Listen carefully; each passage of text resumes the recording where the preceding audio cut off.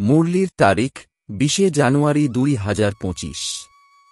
মুরলির শিরোনাম, জ্ঞানের ধারণার সাথে সাথে সত্যযুগী রাজত্বের জন্য স্মরণ আর পবিত্রতার বল জমা করো। প্রথম প্রশ্ন, বাচ্চারা, তোমাদের এখন পুরুষার্থের কি লক্ষণ থাকা উচিত? উত্তর, সদা খুশিতে থাকা, খুবই মিষ্টি হওয়া, সবাইকে ভালোবেসে চালানো। এই যেন তোমাদের পুরুষার্থের লক্ষ্য হয়। এতেই তোমরা সর্বগুণ সম্পন্ন 16 কলা সম্পূর্ণ হবে। দ্বিতীয় প্রশ্ন, যার কর্ম শ্রেষ্ঠ তার নিদর্শন কি হবে? উত্তর, তাদের দ্বারা কেউই দুঃখ পাবে না।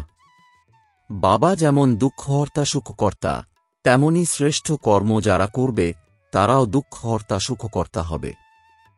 গীত, আকাশ সিংহাসন ছেড়ে নেমে এসো। ওম শান্তি।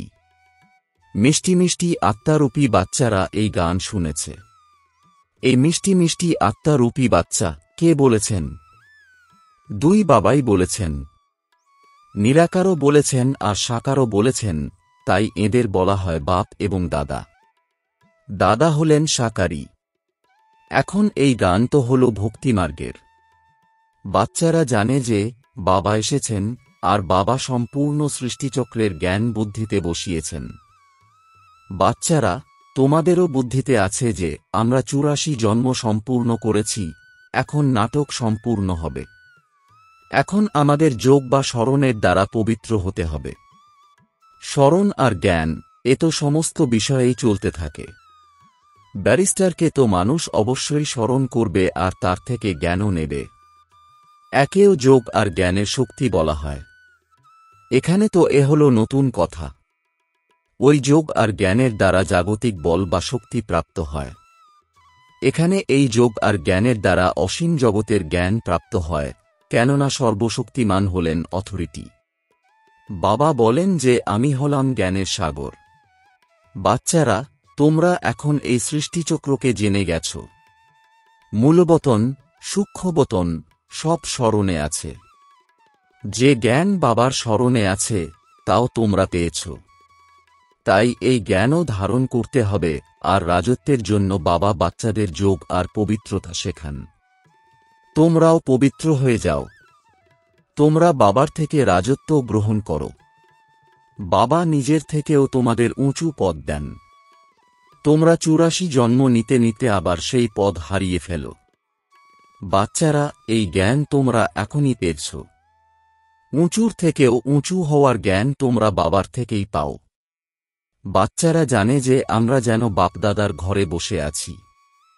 এই দাদা অর্থাৎ ব্রহ্মা হলেন মাও। ওই বাবা তো আলাদা, বাকি ইনি মাও, কিন্তু এনার পুরুষ শরীর, এনাকে মায়ের পদ দেওয়া হয়েছে, এনাকেও বাবা দত্তক নেন। তারপর এনার দ্বারা রচনা হয়। রচনাও হল সব দত্তক সন্তান। বাবা অবিনাশী উত্তরাধিকার দেওয়ার জন্যই বাচ্চাদের দত্তক নেন। ব্রহ্মাকেও তিনি দত্তক নিয়েছেন। প্রবেশ করা বা দত্তক নেওয়া একই কথা। বাচ্চারা নিজেরা বুঝতেও পারে আবার বোঝাতেও পারে যে পুরুষার্থের নম্বর হিসাবে সবাইকে বোঝাতে হবে যে আমরা আমাদের পরমপিতা পরমাত্মার শ্রীমতে চলে এই ভারতকে আবার শ্রেষ্ঠর থেকেও শ্রেষ্ঠ বানাচ্ছি, তাই নিজেকেও তেমনই তৈরি হতে হবে। নিজেকে দেখতে হবে যে আমরা কি শ্রেষ্ঠ হয়েছি। কোনো ভ্রষ্টাচারের কাজ করে কাউকে দুঃখ দাও না তো।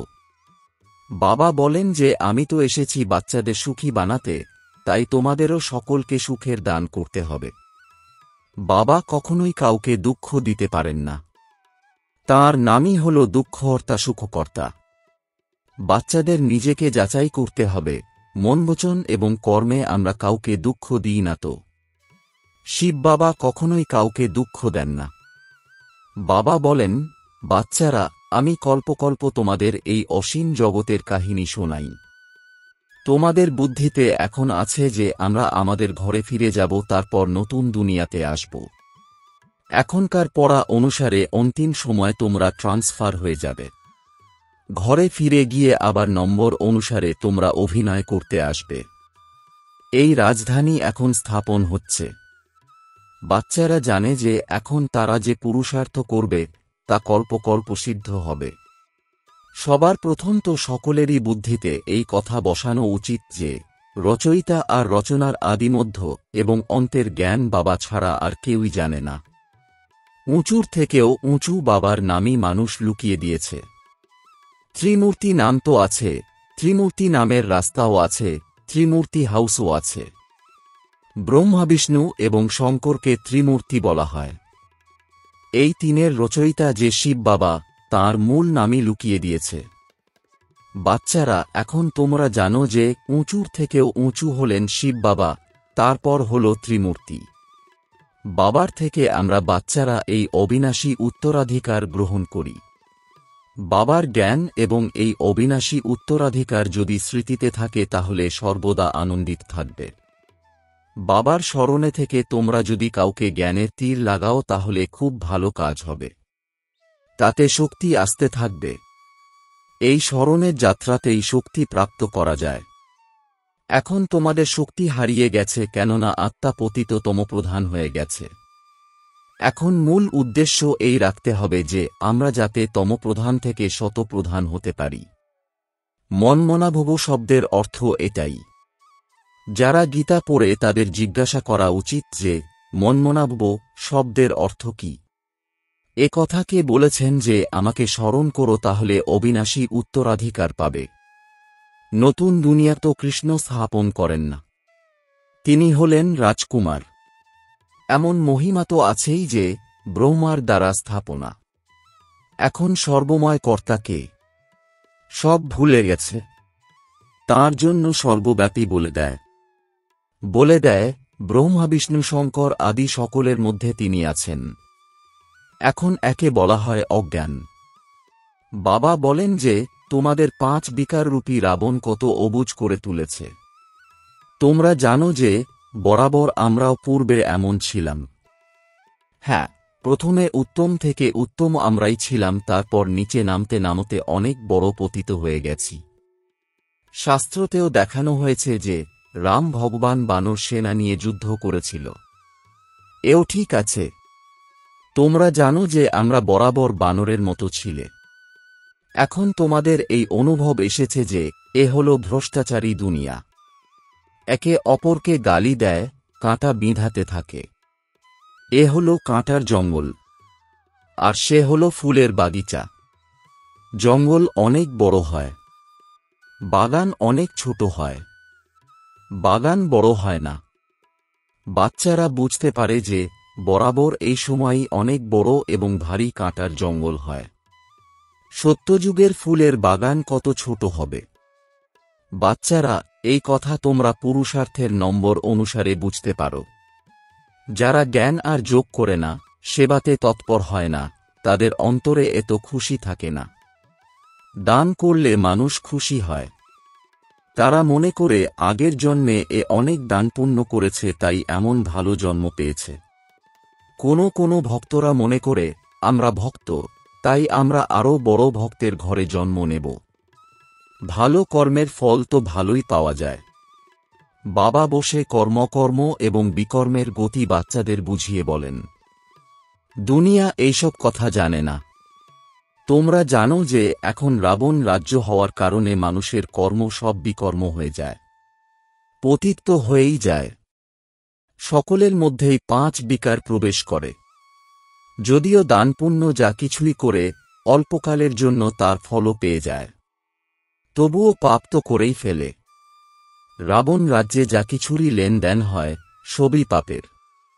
মানুষ দেবতাদের সামনে কত শুদ্ধভাবে ভোগ নিবেদন করে, নিজেরাও শুদ্ধ হয়ে আসে, কিন্তু কিছুই জানে না মানুষ এই অসীম জগতের বাবার কত গ্লানি করে দিয়েছে।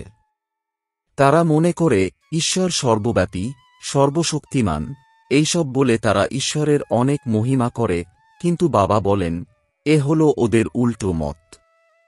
তোমরা সর্বপ্রথমে বাবার মহিমা শুনিয়ে থাকো যে উঁচুর থেকে উঁচু ভগবান হলেন এক, আমরা তাকেই স্মরণ করি। রাজযোগের নমুনাও আমরা সামনে উপস্থিত করেছি। এই রাজযোগ বাবাই শেখান। কৃষ্ণকে বাবা বলা হবে না, সে তো বাচ্চা। শিবকে বাবা বলা হবে। তার নিজের কোনো দেহ নেই, এই দেহ তিনি ধার হিসাবে নেন, তাই একে বাপদাদা বলা হয়। তিনি হলেন উঁচুর থেকেও উঁচু নিরাকার বাবা। রচনা কখনোই রচনার থেকে অবিনাশী উত্তরাধিকার পেতে পারে না। লৌকিক সম্বন্ধে পুত্ররা বাবার থেকে উত্তরাধিকার পায়, পুত্রীরা কিন্তু পায় না। বাবা এখন বোঝাচ্ছেন যে, বাচ্চারা, তোমরা আত্মারা হলে আমার সন্তান। তোমরা হলে প্রজাপিতা ব্রহ্মার সন্তান সন্ততি। ব্রহ্মার থেকে তোমরা কোনো উত্তরাধিকার পাবে না। বাবার হতে পারলেই তোমরা এই অবিনাশী উত্তরাধিকারের আশীর্বাদের অধিকারী হতে পারো। এই কথা বাবা তোমাদের সামনে বসিয়ে বলেন। এর তো কোনো শাস্ত্র তৈরি হতে পারে না। তোমরা যদিও লেখো, বই ছাপাও, তবুও টিচার ছাড়া কেউই তোমাদের বোঝাতে পারে না। টিচার ছাড়া বই পড়ে কেউই বুঝতে পারে না। এখন তোমরা হলে আত্মার শিক্ষক। বাবা হলেন বীজরূপ, তাঁর কাছে সম্পূর্ণ বৃক্ষের আদিমধ্য এবং অন্তের জ্ঞান আছে। তিনি শিক্ষকের রূপে বসে তোমাদের বোঝান। বাচ্চারা, তোমাদের তো সর্বদা খুশিতে থাকা উচিত যে সুপ্রিম বাবা আমাদের নিজের সন্তান করেছেন, তিনি আমাদের শিক্ষক হয়ে পড়ান। তিনি প্রকৃত সদ্গুরু, তিনি আমাদের সঙ্গে করে নিয়ে যান। সকলের সদুক্তি দাতা হলেন একজন। উঁচুর থেকেও উঁচু বাবাই এই ভারতকে প্রতি ৫,০০০ বছর অন্তর অবিনাশী উত্তরাধিকারের আশীর্বাদ দেন। তাঁরই শিব জয়ন্তী পালন করা হয়। বাস্তবে শিবের সঙ্গে ত্রিমূর্তিও থাকা উচিত। তোমরা ত্রিমূর্তি শিব জয়ন্তী পালন করো। কেবলমাত্র শিব জয়ন্তী পালন করলে কোনো বিষয় সিদ্ধ হবে না। বাবা যখন আসেন, তখন ব্রহ্মার জন্ম হয়, সন্তান তৈরি হয়, ব্রাহ্মণ তৈরি হয়, আর লক্ষ্য সামনে উপস্থিত। বাবা নিজে এসেই স্থাপনা করেন। লক্ষ্য সম্পূর্ণ পরিষ্কার, কেবল কৃষ্ণের নাম দেওয়াতে সম্পূর্ণ গীতার গুরুত্ব চলে গেছে। এও এই নাটকেই নিহিত। এই ভুল আবারও হবে। এই খেলাও সম্পূর্ণ জ্ঞান এবং ভক্তির। বাবা বলেন, আমার প্রিয় বাচ্চারা, তোমরা সুখধাম আর শান্তিধামকে স্মরণ করো। আল্লাহ আর বাদশাহী, এ কত সহজ। তোমরা যে কোনো মানুষকেই জিজ্ঞেস করতে পারো, মনমনাভব শব্দের অর্থ কি? দেখো কি বলে। বলো, ভগবান কাকে বলা হয়? উঁচুর থেকে উঁচু তো ভগবান, তাই না? তাকে সর্বব্যাপী বলাই হবে না। তিনি তো সকলেরই বাবা। এখন ত্রিমূর্তি শিব জয়ন্তী আসছে। তোমাদের ত্রিমূর্তি শিবের চিত্র বের করা উচিত। উঁচুর থেকে উঁচু হলেন শিব, তারপর সূক্ষ্মতনবাসী ব্রহ্মা, বিষ্ণু এবং শঙ্কর। উঁচুর থেকে উঁচু হলেন শিব বাবা। তিনি এই ভারতকে স্বর্গ বানান। তাঁর জয়ন্তী তোমরা কেন পালন করো না? অবশ্যই তিনি ভারতকে অবিনাশী উত্তরাধিকার দিয়েছিলেন। ভারতের রাজত্ব ছিল তখন। আর্য সমাজীরাও তোমাদের এতে সাহায্য করবে, কেননা তারাও শিবকে মেনে থাকে। তোমরা নিজের ঝান্ডা ওড়াও। একদিকে ত্রিমূর্তি গোলা, অন্যদিকে এই কল্পবৃক্ষ। বাস্তবে তোমাদের ঝান্ডা এমনই হওয়া উচিত। এমন তো হতেই পারে, তাই না? তোমরা ঝান্ডা উড়িয়ে দাও, যাতে সবাই দেখতে পারে। সম্পূর্ণ বোঝানো এর মধ্যেই আছে।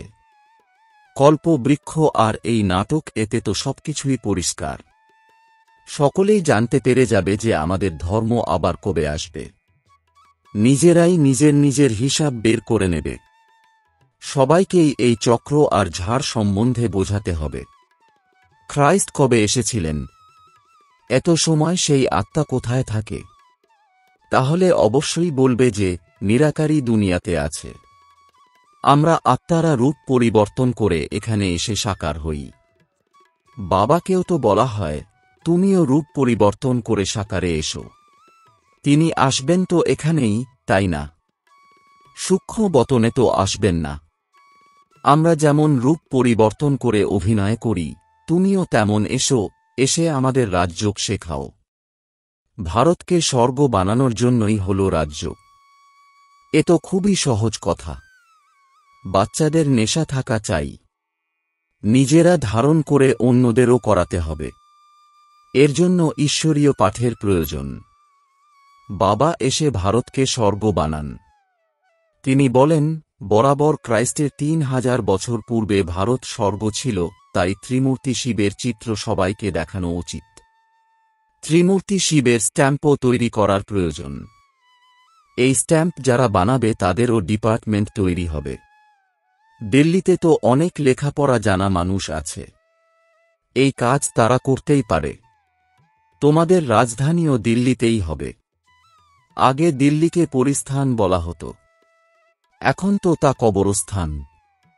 তাই এই সমস্ত কথা বাচ্চাদের বুদ্ধিতে আসা উচিত। তোমাদের এখন সর্বদা খুশিতে থাকতে হবে, খুবই মিষ্টি হতে হবে, সবাইকে ভালোবেসে পথ দেখাতে হবে। তোমাদের সর্বগুণ সম্পন্ন, শোষ করা সম্পূর্ণ হওয়ার পুরুষার্থ করতে হবে। তোমাদের পুরুষার্থের এই হল লক্ষ্য, কিন্তু এখন পর্যন্ত কেউই তেমন তৈরি হয়নি। এখন তোমাদের চর্তি করা হচ্ছে। ধীরে ধীরে তোমরা উপরে উঠছ, তাই না? তাই বাবা সমস্ত প্রকারে শিব জয়ন্তীতে তোমাদের সেবা করার ইঙ্গিত দিতে থাকেন, যাতে মানুষ বুঝতে পারে বরাবর এদের জ্ঞান তো অনেক বড়। মানুষকে বোঝাতে কত পরিশ্রম লাগে। এই পরিশ্রম ছাড়া রাজধানী স্থাপন হবেই না। মানুষ উঠতে থাকে, আবার নেমে যায়, আবারও উঠতে থাকে। বাচ্চাদের জীবনেও কোনো না কোনো ঝড় আসে। মূল বিষয়ই হল স্মরণের যাত্রা। এই স্মরণেই তোমাদের শতপ্রধান হতে হবে। এই জ্ঞান তো খুবই সহজ। বাচ্চাদের খুবই মিষ্টি থেকে মিষ্টি হতে হবে। তোমাদের এইম অবজেক্ট তো সামনে রয়েছে। এরা অর্থাৎ লক্ষ্মীনারায়ণ কত মিষ্টি, এদের দেখে কত আনন্দ হয়। আমাদের অর্থাৎ স্টুডেন্টের এ হল এইম অবজেক্ট। আমাদের পড়ান স্বয়ং ভগবান। আচ্ছা, মিষ্টি মিষ্টি প্রশিক্ষার্থী বাচ্চাদের প্রতি মাতা পিতা, বাপদাদার স্মরণের স্নেহসুমন আর সুপ্রভাত। আত্মাদের পিতা তাঁর আত্মারূপী বাচ্চাদেরকে জানাচ্ছেন নমস্কার। আচ্ছা, ধারণার জন্যে মুখ্য সার। 1. বাবার কাছে প্রাপ্ত নলেজ এবং অবিনাশী উত্তরাধিকারের স্মৃতিতে রেখে সদা আনন্দিত থাকতে হবে। জ্ঞান এবং যোগ থাকলে সার্ভিসে তৎপর থাকতে হবে। 2. সুখধাম আর শান্তিধামকে স্মরণ করতে হবে। এই দেবতাদের মতো মিষ্টি হতে হবে। অপার খুশিতে থাকতে হলে আত্মাদের টিচার হয়ে জ্ঞান দান করতে হবে। বরদান, দেহ, সম্বন্ধ আর বৈভবের বন্ধন থেকে স্বতন্ত্র বাবার সমান কর্মাতীত ভব। এর বিস্তার, যারা নিমিত্ত মাত্র ডাইরেকশন অনুসারে প্রবৃত্তিকে দেখাশোনা করে আত্মিক স্বরূপে থাকে, মোহের কারণে নয়, তাদেরকে যদি এখন অর্ডার করা হয় যে চলে যাও তো চলে যাবে। বাঁশি বেজে গেলে চিন্তা করে সময় নষ্ট করবে না, তখন বলা হবে নষ্টমোহ। এই জন্য সর্বদাই নিজেকে চেক করতে হবে যে দেহের, সম্বন্ধের, বৈভবের বন্ধন নিজের প্রতি আকর্ষণ তো করছে না। যেখানে বন্ধন থাকবে সেখানে আকর্ষণ করবে। কিন্তু যারা স্বতন্ত্র থাকবে তারা বাবার সমান কর্মাতীত স্থিতির নিত্যে থাকবে। স্লোগান, স্নেহ আর সহযোগের সাথে শক্তিরূপ হো, তাহলে রাজধানীতে প্রথম দিকের নম্বর পেয়ে যাবে। ওম শান্তি।